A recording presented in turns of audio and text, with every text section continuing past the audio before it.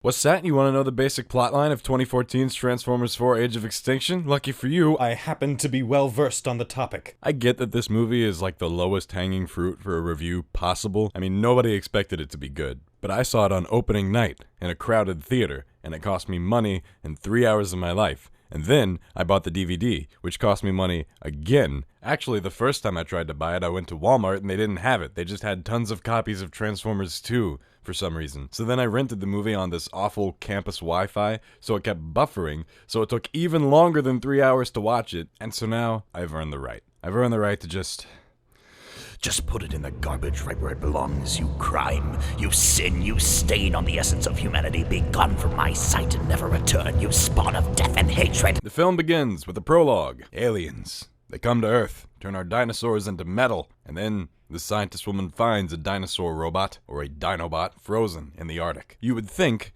that you're about to see the Transformers movie with Dinobots in it. And you'd be wrong. Because we shortly forget these two scenes and transition to our friend Mark Wahlberg. He's a poor inventor, a widowed father, and a proud Texan. And he wants to invent something that matters. But he already has. He's got Butlerbot.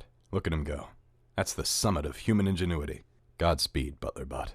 And it seems Michael Bay likes to throw in angles like these during boring dialogue scenes just to upset your eyes, I guess. I don't know. So, Mark and this guy, who dies later, find a beat-up old Optimus Prime hiding in a movie theater. You see, after the third Transformers movie with the war in Chicago, humans have turned against Transformers, both the good ones and the bad ones. So they all went into hiding instead of just leaving the planet, which Optimus can clearly do, but for some reason didn't. And now this guy who is evil and hates the robots and has playing cards is hunting them down. He's partnered with this other evil robot, Gunface.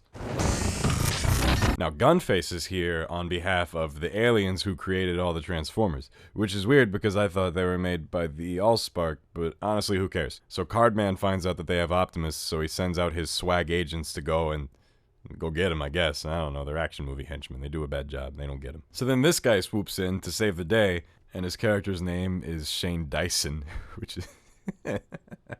I'm not even gonna do that. So he's a 20-something, but he's dating a 17-year-old. But it's okay, because the movie explains that Texas has a Romeo and Juliet clause. We dated for a little while. I was a sophomore and he was a senior. It's fine. No, it's not fine. We've got a pre-existing juvenile foundational relationship. They actually spend more time, more clearly explaining that than they do a lot of the other stuff in the movie. So then it's time for Optimus Prime to assemble the Autobots. And this scene is hilarious because they show all of them arriving, climbing down mountains or flying or whatever. And then there's just this one shot of Bumblebee transforming like, I am here also. Then we learn that Cardman is also working with Stanley Tucci.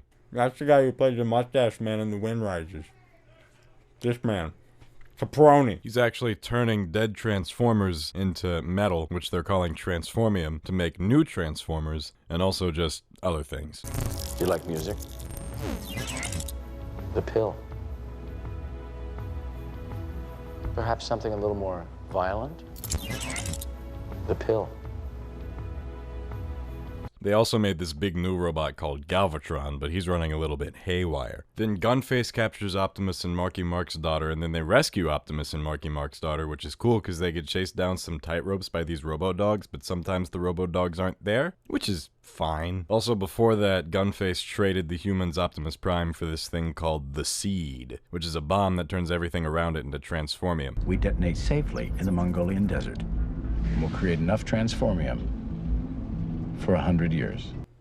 I'm not totally convinced he didn't forget his line. Alright, here's where it gets even more complicated. So, remember Galvatron from earlier? Stanley Tucci made him using data from the decapitated head of Megatron in an attempt to make a new Optimus Prime. And in doing so, he accidentally reincarnated Megatron. He infected it with his evil, nasty chromosomes. So it turns out that Galvatron actually called Gunface to Earth, the goal being that Gunface would work with the humans to kill the Transformers and take Optimus Prime back, in exchange for which the humans would get the Seed, which Galvatron would then use to blow up Tokyo to send a message to the world that he was back. Weren't there gonna be dinosaurs in this movie?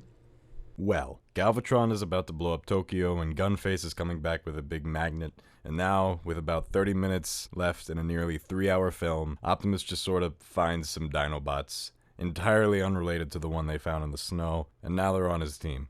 And they beat the bad guys, except Galvatron, who just sort of leaves. Optimus Prime flies away into space to go meet his creators, and he says this. This message is to my creators. Leave planet Earth alone. Which is fitting. So I mentioned earlier that I saw this on opening night. I remember saying, this can only be bad if somehow the Dinobots are not in it. The movie that I was sold was about Dinobots. They were on every poster and every trailer. It's inside the DVD case. And now, into the garbage along with, let's put Smiley back in there, and Spider-Man 3, and some old documents, and 60 cans of Monster.